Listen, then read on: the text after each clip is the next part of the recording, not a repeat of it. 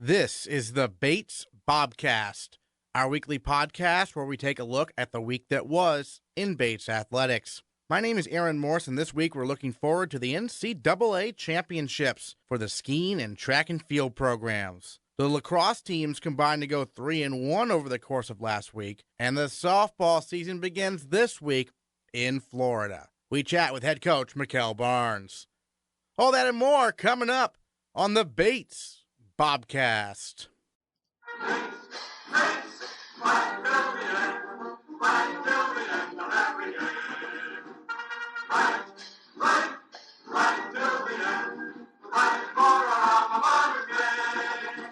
The women's lacrosse team opened their season with a 19-7 win over Wellesley on Wednesday. Camille Bell-Tate and Kaylee McGuire led the way with 4 goals apiece, and 9 different Bobcats found the back of the net in the victory. The game was played in some very foggy conditions at Garcelon Field. We chatted with head coach Brett Allen after Bates wrapped up the win. Is this the foggiest game you've been involved in quite a while, if ever? It's the foggiest game I've ever been a part of. We've had some foggy practices, but usually it burns off when the sun comes out, but the sun did not come out today, so definitely the foggiest.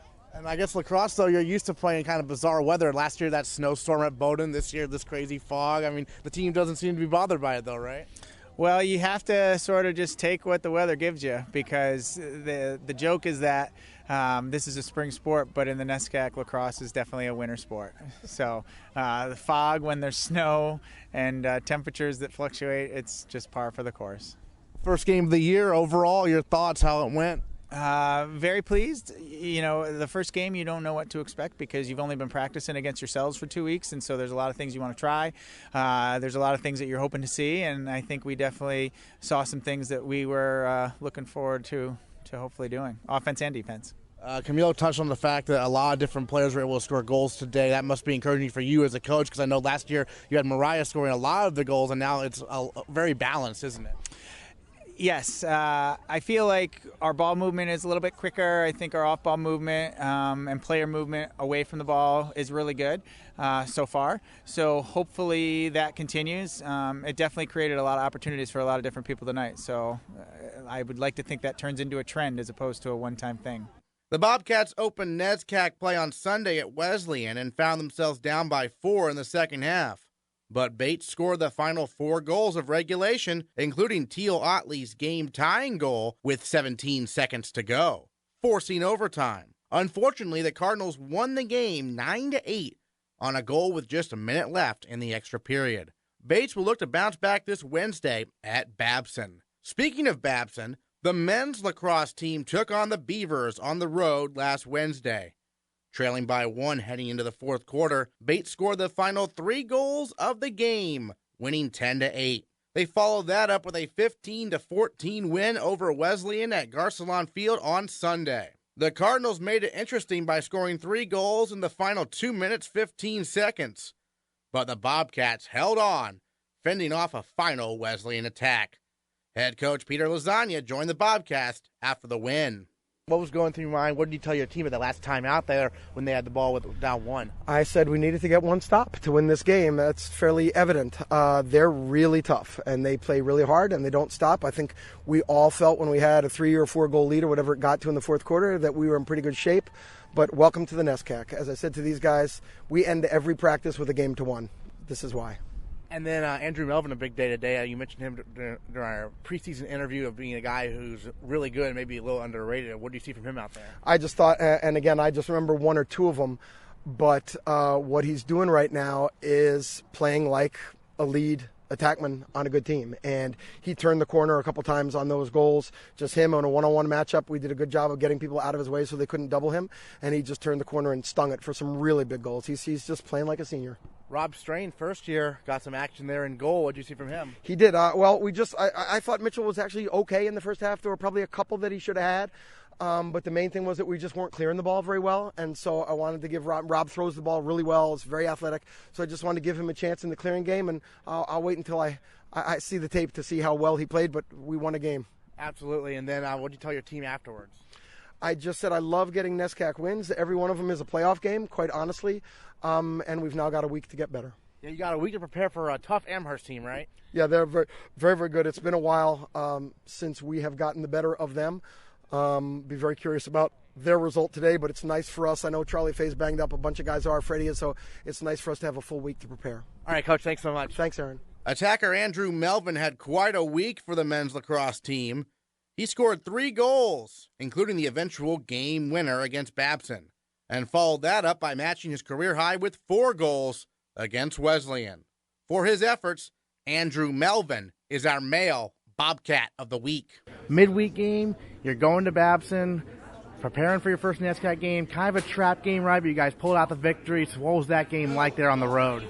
Right, so going down to Babson, Coach wanted us to be fully thinking about Babson and not thinking about Wesleyan. But the result of that score might suggest otherwise. It was 10-8. It was a little too close for comfort. But it was a great game in preparation for Wesleyan for sure. Babson's a great team. All credit to them. They came out hot, and I don't think we were expecting them to play at that pace. But like Coach always says, lacrosse is a boxing match. Each team's going to throw their punches, and how you respond is really what matters. So, Babson came out strong and came at us with a quick couple, and we just had to stay calm and poised and respond with our own punches, so to say. Yeah, you were able to respond late in the game with a big assist to Charlie Fay and a big goal of your own. But what's it like to have Charlie now full-time on attack with you? I absolutely love it. We're housemates this year. We've been roommates in previous years, so just having him down on attack he's just a weapon down there. I mean, coming out of the midfield last year, equally a weapon. It's hard for teams to plan to, I guess, try and shut him down. So having him on attack, we get the 2-man game going behind the net. It's a lot of fun, Absolutely. And then obviously you knew Wesleyan was going to be a tough one. Quite the battle there. How nervous were you late when they were scoring those goals in the final minute where you're like, oh, what's going on? Yeah, we had, I think it was a 3 or 4 goal lead in the last minute or so. And then they came back with, I think we got a penalty and they scored, and then they won the ensuing face-off and scored. So it was pretty nerve-wracking, but I had a lot of faith in our defense. I mean, they were playing a tremendous game all throughout that. They were shutting down their go-to guys, so to say. So I had faith we can pull it out. Well, obviously with you playing attack, obviously you love it, but you can't go past a certain line, so you have to just watch. What is that experience like, just having to watch a lot of the game sometimes? Right. You got to stay poised, and a lot of times you get kind of jittery if the ball is down the other side for a while. So if we get the ball, we want to go right to the net and start attacking, but we got to give our defense a little break here and there. So it's a mind game as much as it is physical. So you got to play that in. But late in the game, like I said, we had a lot of confidence in our defense to pull it out. You matched your career high with 4 goals against Wesleyan. What was opening up for you personally on the attack? Faye and I kind of noticed that their slides were coming late, and one-on-one dodges. So we fully took advantage of that. But also I was on the receiving end of some great passes on man up too. So I just capitalized on that. Yeah, because those man-up situations, obviously, with the penalties, sometimes they can be 30 seconds, a minute. You guys really took advantage of, I think there was a 2-minute penalty there, right? Right. They had a 2-minute locked in, I think, and that was when we were down, I think, 3-1. So we got 2 goals on that penalty, which put it back to even, which was big for us. Lacrosse in general is a very high-scoring sport, and as an attack guy, you must embrace that, right? Yeah, I mean, we try and play as quick and fast as we can, and we want to score as much as possible. You've got a first year on attack with you in Listava. What's that been like so far? He's been great. He's hit the ground running, really fits into the offense well, moves the ball, moves himself throughout our offense, communicates well with Faye and I. Yeah, we've liked him a lot. Great. Now you've got this week to prepare for Amherst, a team that you guys haven't beaten in a few years now, and so they're a tough opponent. What do you know from them in the past, and what are you trying to adjust maybe for this year? Right. So, like you said, this is the one team that my senior class has yet to beat. So we're really eager to get after them. They're a good team. They got a lot of young talent, even though they graduated their top point scorers from last year. But they beat Bowdoin 17-12 this weekend. So we're going to, we didn't have practice today because of the 7-day rule, but everybody's getting their lifts in. We're watching film. So, as soon as the Wesleyan game ended, we moved on to Amherst, and we're ready for them. Well, it's funny you touched on that because last year's senior class, it was Williams. That was a team they'd never beaten. And now it's Amherst for you guys, so it's kind of a similar situation, isn't it? Yeah, similar situation, and we're really hoping we can pull this one out. All right, well, Andrew Melvin, our male Bobcat of the week, thanks so much. Thank you very much, Aaron. The men's and women's squash teams competed at the College Squash Association Individual Championships over the weekend at Dartmouth College. Senior Ahmed Hatata defeated Trinity's Rick Penders 3-1 on Friday to advance to the national quarterfinals. But on Saturday, Hatata ran into eventual national champion Osama Khalifa, who won the match 3-0.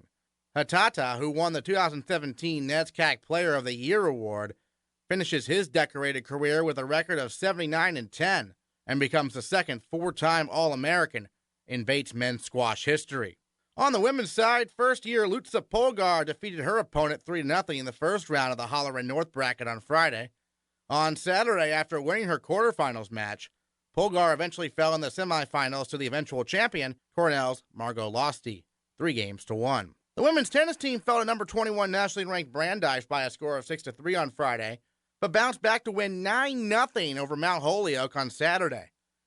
Senior Libby Vacola went undefeated over the course of the two matches. She won 6-4, 6-love at number 6 singles on Friday, prevailed 8-6 with Hannah Londoner at number 3 doubles on Saturday, and capped off her 3-0 weekend with a 6-3, 7-5 win at number 4 singles on Saturday as well. For her performance, Libby Vacola is our female Bobcat of the week. It was really nice to be back on our home courts. We just got back from California, so it's different playing up inside, but it was definitely fun to have 2 home matches. And then against Brandeis, you won at number 6 singles. What stood out about that match to you? Well, Brandeis is a great team in general, and they have a lot of talent this year. But I think for the overall match, every single person on the team really competed. In my personal match, it was definitely a fight, and I was down 1-4 and then came back in the first set, and I think that really pushed for momentum, made it definitely a different match. But it was, Great, and then the team itself got a 9-0 win over Mount Holyoke, a very strong performance, and you got to play at doubles. Do you enjoy playing in doubles when you get the opportunity? Yeah, of course. I love both doubles and singles. Typically, just in the past, I've always played singles, so it was always fun to jump in the doubles lineup, and especially played with a sophomore it was just a blast to play, and definitely fun to play both. Is it kind of a rare opportunity for you to play doubles? How many times have you done it? Do you remember? Yeah, in the past I haven't jumped in a ton. I've played definitely in a few matches, so it's definitely a treat to get in there when I can. It was fun. And you were able to play up at number 4 singles. Mm-hmm. And so, obviously, tougher competition perhaps there at number 4 as opposed to number 6. And you'd already played a doubles match. You weren't feeling too tired or anything? Yeah. No, definitely not tired. Yeah. But it was fun, to be up at 4. Typically I've played at 5 and 6 in my past, so it's definitely different. But, again, it's just, all about the fight and just competing, and kind of regardless of where you are in the lineup. So you're a senior this year. First of all, can you believe it? You're already a senior? I can't. It's crazy. Second semester, so crazy. Last tennis season. But I guess it goes by quickly. Have you set any goals for this senior year? Yeah, just for, I guess one major goal of our team in general is really just to work on fighting and competing for, the greater good of the team. And I think definitely what's so special about this year and this team is that we have some major depth, but everyone is just a fighter and they compete from top to bottom no matter where you play. So that would, I guess, going into this year, that was always a goal, just to have everyone compete and have a great team culture. And, we're there, and I think it will lead to some good things down the road.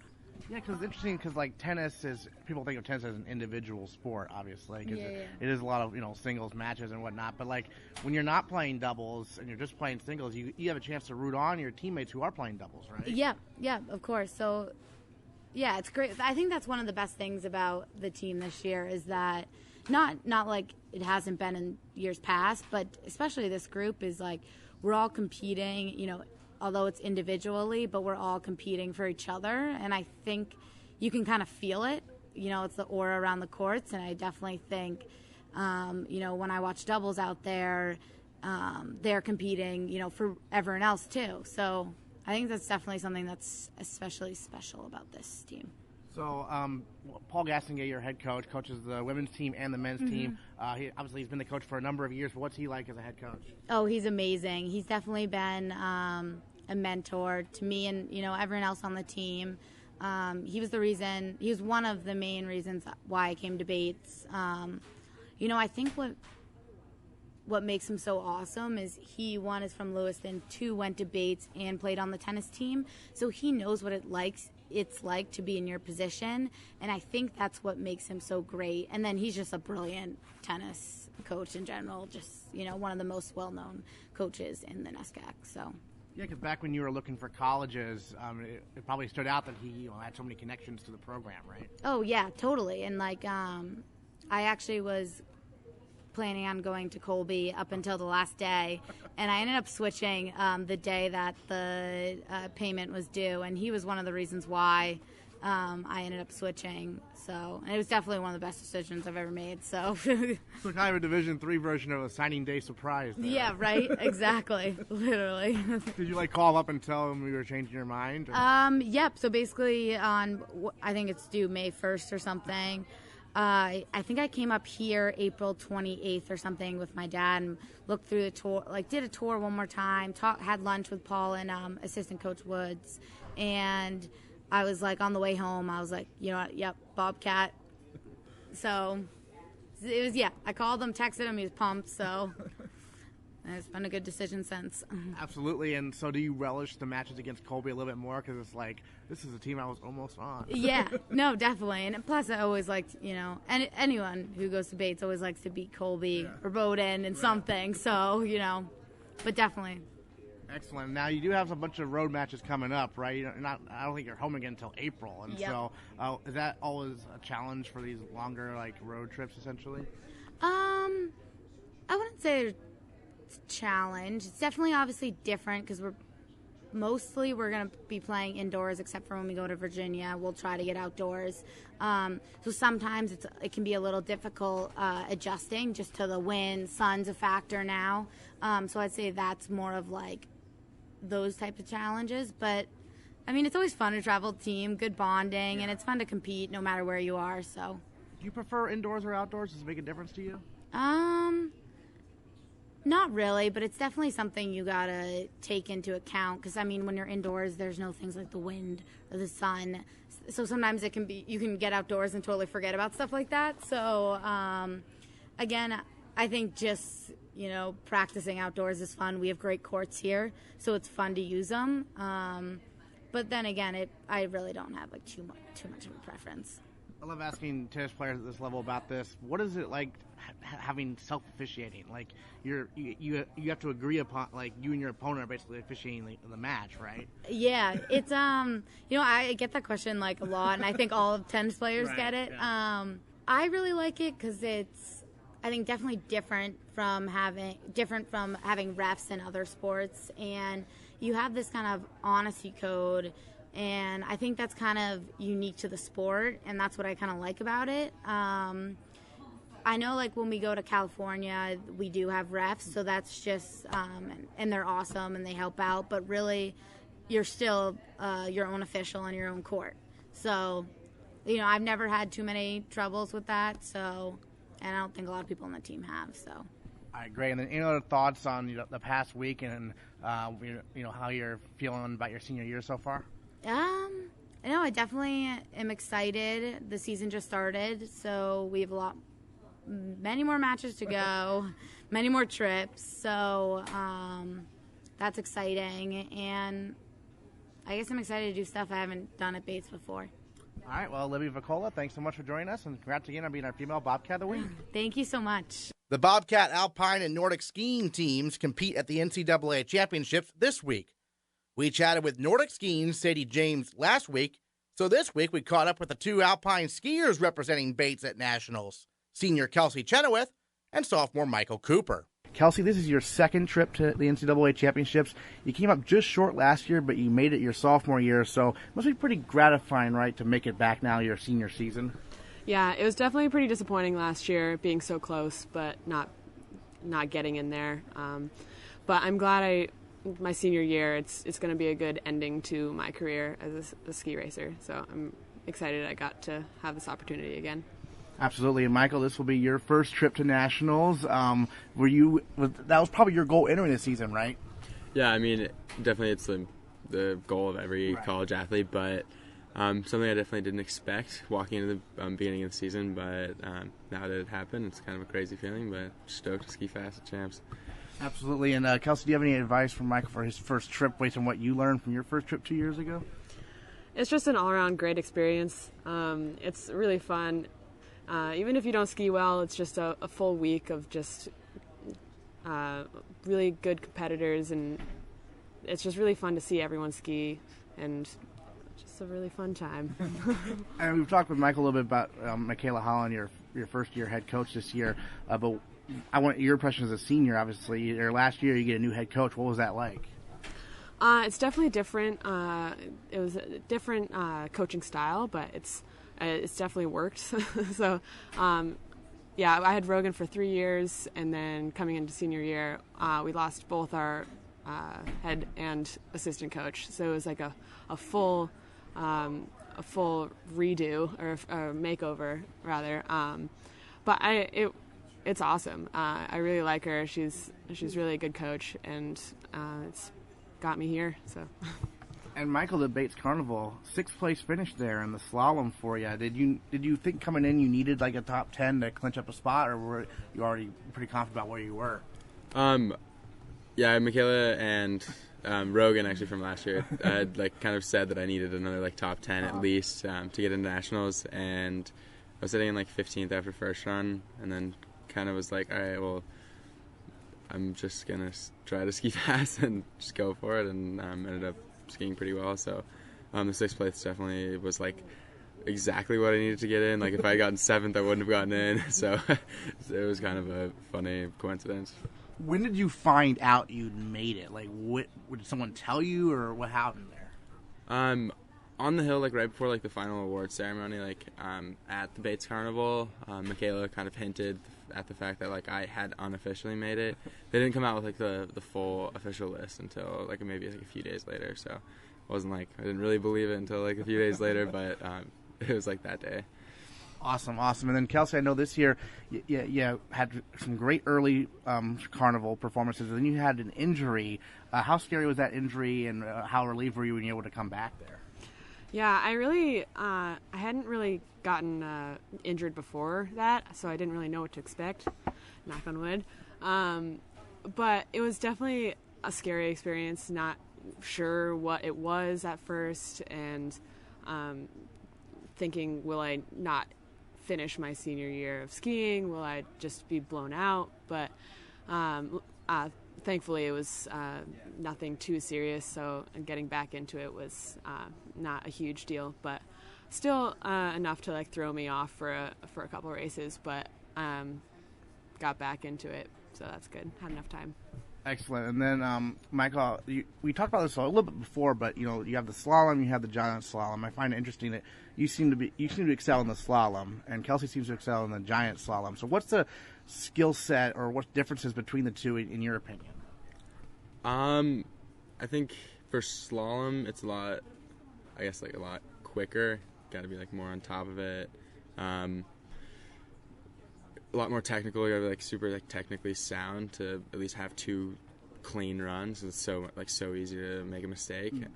And then in GS, got to be a lot more, like what we say is like sendy. Got to be like basically just point the skis and go down to, like as fast as you can. And so like anyone who can do that. Kelsey's pretty good at going straight, so so GS is she's pretty good GS, but I think like that's like pretty much the main differences. So the GS, obviously, you're very good at being sendy. I'm trying to learn the lingo. Yeah, I mean, way back in my high school days, I was a really big fan of speed, so downhill, just going downhill, basically. So GS is definitely the closest to that for the carnival circuit. It's only the slalom and GS. It kind of rose for me this year. I was kind of in like pretty equal in my slalom and GS before this, but something clicked this year and I excelled in the GS, and yeah. So obviously the course you're going to, you've both skied before, so what's it like? So the slalom is pretty steep and sustained like all the way down. From what we ran in the carnival earlier this year, they're starting about like 15 gates higher, so the slalom will be a lot longer than what it was, which it was already super long. But very long. Yeah, definitely like one of the longest slaloms on the circuit. But it should be like a ton of fun. I mean, it's just gonna be like super steep. It's gonna be like one of the most like definitely like one of the most legit hills like on the circuit. And so I think Cannon Mountain was like a great place for NCAAs this year. Great. And then Kelsey, it's your last collegiate event. I mean, has that sunk in yet for you? Definitely not. I don't know when it will, but I'm not looking forward to that day. It's been my life since I was like 2 years old, so it's definitely going to be a change come next year. But do you have your sights set on competing in skiing outside of college after you graduate, anything like that? Just even, for fun almost, occasional events? Yeah, it's very hard to really continue skiing, especially at this level of like college is basically like where it ends for a lot of people. Definitely for fun, I'll be like maybe in the the fun little ski bum races or just free skiing in general, but I will not be found off of skis much. All right, well, we're looking forward to the NCAA Championships coming up very shortly in alpine skiing. Kelsey Chenoweth, Michael Cooper, thanks so much. Thank you. Yeah, thank you. The Bates men's and women's track and field teams traveled to Naperville, Illinois for the NCAA Division III Indoor Championships this weekend. Senior captain Allison Hill will compete in the 60-meter hurdles and the 200-meter dash. Junior Sally Cisse will compete in the triple jump, and senior captain Jessica Wilson will participate in the 3,000-meter run. Both the men's and the women's squad qualified a distance medley relay team, and junior Adidire Fakaridi will compete in the 35-pound weight throw. Hill has high hopes after finishing 9th in the 60-meter hurdles last year at the NCAA Championships behind 8 runners who have now graduated. He'll join the Bobcast to look forward to the NCAA Championships. What's it like to be running 2 events, you think, this year instead of 1? It's really exciting because going down there for an 8-second race is kind of a lot to put all your work into. So I think it's nice having 2 races. Hopefully they'll both go great, but it's nice not having to put all the pressure onto one race, I think. Yeah, absolutely. And what did you learn from last year's experience? Because last year was your first trip to nationals that you're going to apply to this year's trip. Mm-hmm. I think it's just focusing on yourself because there's a lot of girls there and a lot of really elite athletes. And kind of if you let that get to your head, it might kind of not ruin your experience, but I think you just need to focus on why you're here and the reason that you got here. So me just focusing on my own practice before the races and not getting the whole event I don't want to have too much pressure on me. So just focusing on myself, I think, is what's going to help. Absolutely. Now, before the year, obviously, you probably were anticipating, returning in the 60-meter hurdles to nationals, but the 200-meter dash, were you expecting that, or was that more of a surprise for you? Yeah, that was definitely a surprise. Getting down like a 24.9 on the bank track was something that I just really never thought was possible because I was running like 28s in high school. So that was definitely really exciting. I never really thought I could go for the 200 because it is a really fast event. So I think I'm really just honored to be able to go in that event and hopefully can perform on the flat track also. Yeah, and so flat track versus bank track, what's the difference? And I mean, obviously bank track's faster, but I mean, how do you adjust on a fast track, or do you just keep the same mechanics and everything? Mm-hmm. I try to keep the same mechanics. You just don't get that extra push or coming off the bank that you would with a bank track. So just really keeping the momentum going throughout the curve is going to be important for the 200. You got some fellow seniors coming with you, right? Yeah, fellow senior captains as well. So Jess and Claire will be going in the DMR. And I think Jess is also doing the 3K, which is exciting for her too. And yeah, so I think this is great to like share our last indoor nationals experience together as captains. And then at nationals, do you get the chance to watch everyone else do their events also? Yeah, I think how the schedule's laid out, we'll all get to watch everyone's events, because I think the DMR is towards the end of the day and my events are towards the beginning of the day.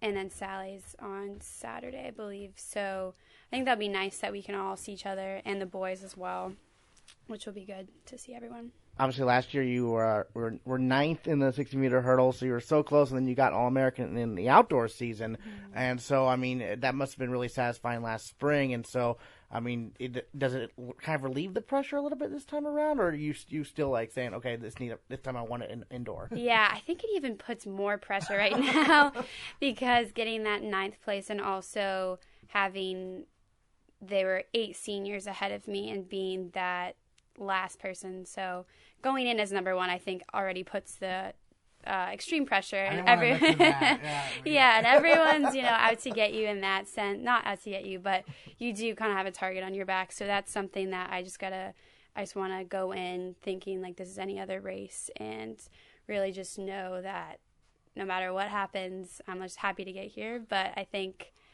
it'd be great to, get better than 9th, but I don't want to put too much pressure on myself, But I definitely have some high standards that I want to set. Well, yeah, I didn't even want to mention, you are number 1, but like for hurdles, 60 meters, it's a matter of a snap of fingers, right? Right, yeah, we're all separated by hundredths of seconds, so, and anyone's race, the 8-second race can go any way depending on who gets a good start, who hits a hurdle, who doesn't hit a hurdle. So I think it's going to be really important just getting out on that first race so that I can hopefully make it to the finals, because it's the preliminary race that really matters. Mm-hmm. And, the final does too, but the prelim is where it all comes down to. Yeah, just get into that final, right? Yeah, and then don't false start. Exactly. And so you touched on this earlier, but how weird is it to like fly halfway across the country for an event that's going to last, a matter of seconds? Yeah, ask my parents on that one because they come. But, yeah, so I think it's definitely something that, I've never experienced until college. And it does it's not like jumps where you get 3 tries. You get 1 try, and if it doesn't go your way, it doesn't go your way. So I think that's just being able to perform under pressure is something that usually I've done pretty well in the past, but especially at these meets, it's really important. And so I think, especially now that I have the 200 as well, it maybe takes a little more pressure off because I have like more of a 26-second race or something. Right. So we get out, it's like a 30 seconds all that I'll be running. But yeah, I think it's something awesome, but it's a great experience that I get to go out to try. You mentioned, so your parents are coming out also to support you and everything? Right, yeah. They're not going to miss it, but it's great. My mom's a flight attendant, so they'll get free flights out there. Okay. So they're not spending too much money out there, but yeah, they're excited also. Did they go last year also? They did go last year, yeah. And they're so happy that I got there, and 9th was hard, my 100th of a second. So, I'm gunning for that top 8 this year. All right, well, Allie Hill, thanks so much for joining us here on the Bobcast. We're looking forward to the NCAA Championships. All right, thank you, Aaron. While winter sports are wrapping up, spring sports are still getting underway. The softball team opens their 2017 campaign this Thursday in Florida at 8 in the morning. Well, it's time to preview the 2017 Bates Bobcats softball season with the head coach of the Bobcats, Mikkel Barnes. And first of all, Coach, obviously the Florida trip coming up pretty soon. Lots of games. You play like 2 each day and whatnot. What is that like to have doubleheaders each day down there? We're really excited, first and foremost, to feel some warm weather. So I think, we have a lot of excitement going into this trip, as we do every year. 2 games for 4 days straight. I think I don't think it's a huge deal. I think a lot of the players with travel ball experience have played, 7 games in 1 day. And so 8 games in 4 days, it's a little different, obviously, travel ball compared to college. But I think, obviously, just the excitement of being down there and finally getting to touch dirt for the first time, we look forward to it. So bring it on.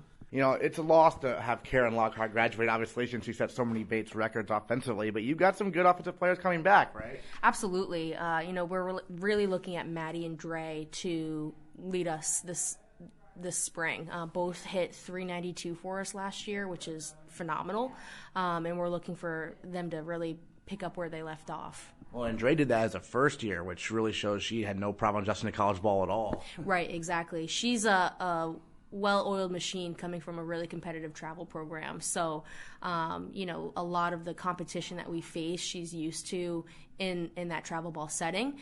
But Dre really embraces the challenge. She leads off for us, and she likes to be in that situation. So she's not afraid of it, which is great. And then this team is kind of a new look roster. It's a lot of newcomers. Who are some newcomers who you're really excited about? Yeah, we have a lot of new faces this year, which is great. The team chemistry is off the charts. It's a lot of fun to be around. I would say, Kirsten Pelletier from Oakland, Maine. She last year was 2016 Gatorade Player of the Year and Maine Softball Player of the Year. I think she had like 185 strikeouts and 105 innings pitched, which is insane.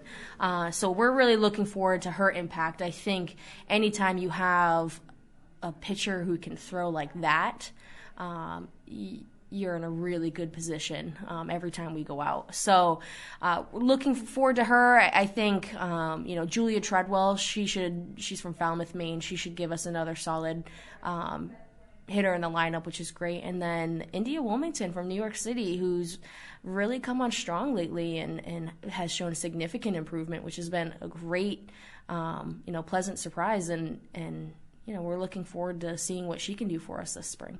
You touched on Pelletier and how much of a star pitcher she was there at Veselonsky High School. And, sometimes people say, like, oh, well, the most important position in sports is like the quarterback in football. I would say it's probably the pitcher in softball. What do you think? I mean, yeah, I'm biased, right? So I absolutely agree. They touch the ball every single play, and where it differentiates from baseball, they can pitch every single inning of every single game. So, certainly anytime you have a pitcher who wants to eat that up and get after it is really exciting. And they can take over a game. And we've seen that, with who we've played against, Allison Fournier from Tufts, who was drafted pro. You can just dominate a game. And that's, that's a challenge within itself. But I think it adds another unique layer of just what softball brings to the table. And Pelletier brings that competitive edge to the table where if you need her every day, she's there. Oh, absolutely. Yeah. We have to tame her, a little bit. She would want to pitch 5 hours, 7 days a week, and so we have to reel her back in sometimes. And so it's been a fun off season, and it's great to see just her development. More well-rounded take place, which is always fun from the coaching side of things. And then from a pitching perspective, coming from high school to college, even if you have all that travel ball experience, what's some of the biggest adjustments pitchers normally run into that they have to make? I'd say pace, the pace of the game. I think when you move from travel ball to college ball, there's a lot of secondary plays that take place, either, runners trying to grab that extra 60 feet as much as they can. And so I'd say the pace of the game significantly increases. And so that's always an adjustment. And then the hitting is always better. And so pitchers really have to hit their spots. And if they leave a flat one, it's not going to be missed. So. Right. And then, among the players on this team who are kind of returning, who are maybe some more under the radar, who maybe weren't headliners last year, who you're looking for a big league season from? Yeah, I think our two juniors, Tori Fitzgerald and Paige Alholm, are ready to step it up for us, probably more offensively than anything else. They've always been solid defensive players. Tori behind the plate, she's a general back there. She knows the game. Paige is always that consistent corner infielder who just makes the plays, day after day. So we're looking forward to Paige and Tori stepping it up for us offensively, and I think the pieces are in place for them to do that. So for some of the returnees this year, how important is, to go down to Florida, get some early W's to say, okay, this year is going to be different from the struggles of last season? I think, anytime you win, it's always fun, right? It always adds another layer of fun to the process. But I think, we go down there with more of a process-oriented goal, whereas, obviously touching dirt for the first time is much different than many other teams face, and that's I think we embrace that challenge, but we go down there and we focus on being our best possible self, and competing with ourself and making sure that we're maximizing our potential, but also improving some of our weaknesses. And if we do that more often than not, then I think we're going to be in a good place to be successful. So that's how we approach this Florida trip. Certainly if we can come back with some wins under our belt, then I think we're going to be feeling good about in a few weeks when we open up our NESCAC series against Tufts. I noticed the team's been pressing on Garcelon Field a little bit. What's that like? So, yeah, which is different for us this year. Typically, we've had JB in the past open up, and unfortunately, it hasn't worked out this year. So we've had to change things up a little bit and get outside on Garcelon, which anytime you can go outside, it's fun, right? Hitting a fly ball inside the gray cage is kind of an art with all the, the soundboards and lights. And so anytime we can get outside on Garcelon and get a full field in, you don't think about it until you don't have it. And then when we go outside on Garcelon, it's fun. It's great. It's great being outside. I always joke about getting a little sun kiss, and they're like, "No, coach, you have windburn. It's not sun." So, we certainly enjoy going outside. And then looking at the NESCAC kind of in general, where does it stand right now in terms of softball conferences? I know for most sports it's typically one of the toughest conferences. Do you see that with softball as well? Absolutely, yeah.